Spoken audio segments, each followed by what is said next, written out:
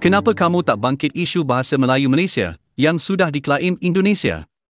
Indonesia sudah daftar bahasa Indonesia ke UNESCO. Kamu diamkah dan kamu tak mahu bangkitkan isu ni? Dan bahasa Indonesia disetujui menjadi bahasa sidang umum UNESCO. Ya harus kita isi. Sebagian kaum Melayu Malaysia mungkin kurang paham bahwa di era modern sekarang, bahasa selalu berkaitan dengan eksistensi negara. Beda dengan di zaman dulu ketika bahasa berkaitan dengan suku.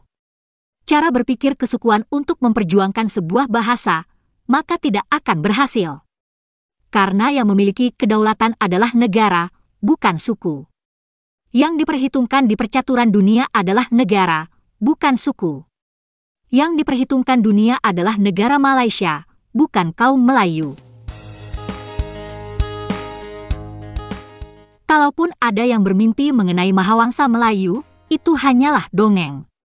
Cuma negara dongeng, tentu saja tak punya kuasa.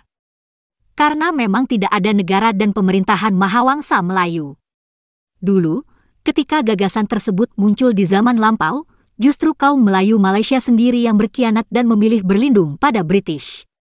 Maka, gagalah gagasan Melayu Raya atau Indonesia Raya, justru karena pengkhianatan kaum Melayu Malaysia sendiri. Itu sebabnya profesor-profesor tua di Malaysia yang suka halusinasi dan kaum Melayu Malaysia yang suka dongeng, sebaiknya segera melihat realitas. Kenyataannya di Nusantara ini yang dominan adalah Negara Kesatuan Republik Indonesia, yang memiliki bahasa resmi bernama Bahasa Indonesia, yang dilindungi konstitusi dan dijunjung tinggi oleh 270 juta penduduk. Jadi sadarlah kaum penghayal, saat ini peradaban Indonesia yang dominan di Nusantara, dan kenyataan itu sulit dinafikan. Lalu, bandingkan dengan nasib bahasa Melayu Malaysia, yang katanya jadi bahasa resmi dan bahasa kebangsaan di Malaysia. Apakah seluruh rakyat Malaysia menjunjung tinggi bahasa Melayu? Apakah pemerintah Malaysia benar-benar memperjuangkan bahasa Melayu jadi bahasa dunia? Mungkin, pada era Perdana Menteri Ismail Sabri lumayan serius berjuang, walaupun dengan cara mengklaim bahasa Indonesia. Sebab, Ismail Sabri memang disokong kaum Melayu. Tapi di era Anwar Ibrahim sekarang, kami tidak yakin pemerintah Malaysia benar-benar ingin menduniakan bahasa Melayu.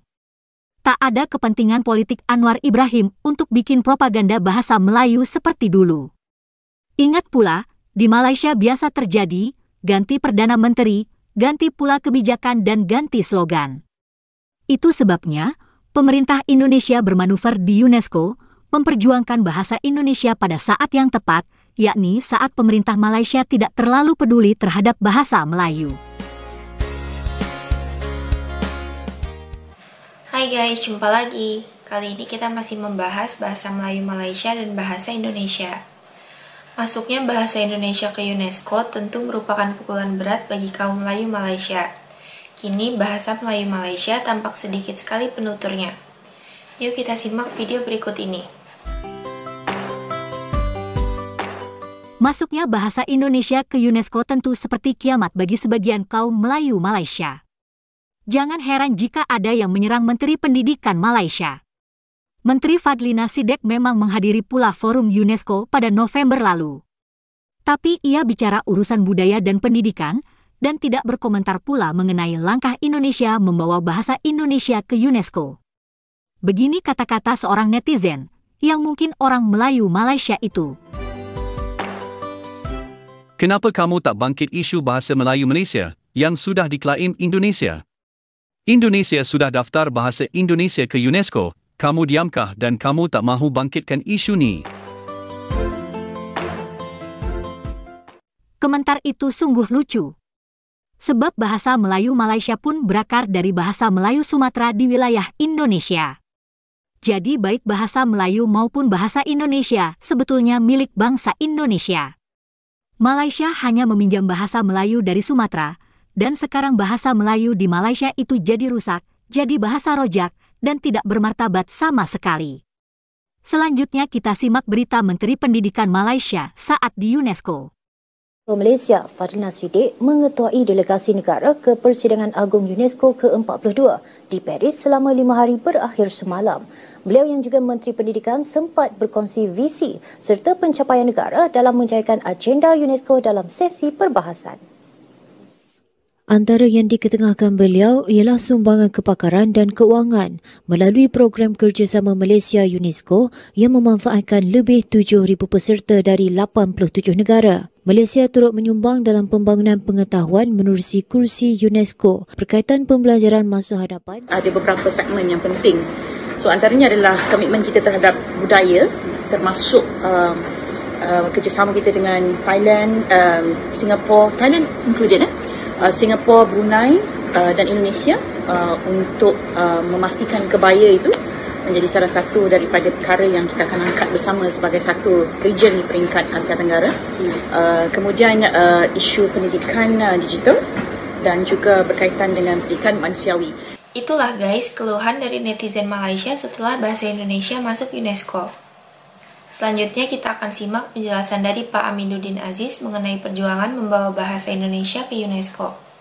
Jadi awal mulanya kalau saya boleh berbagi cerita gitu ya, ide untuk menjadikan bahasa Indonesia diusulkan ke UNESCO itu adalah ketika saya pada bulan Februari itu kan diminta bicara di UNESCO, bicara tentang Hari Bahasa Ibu Internasional.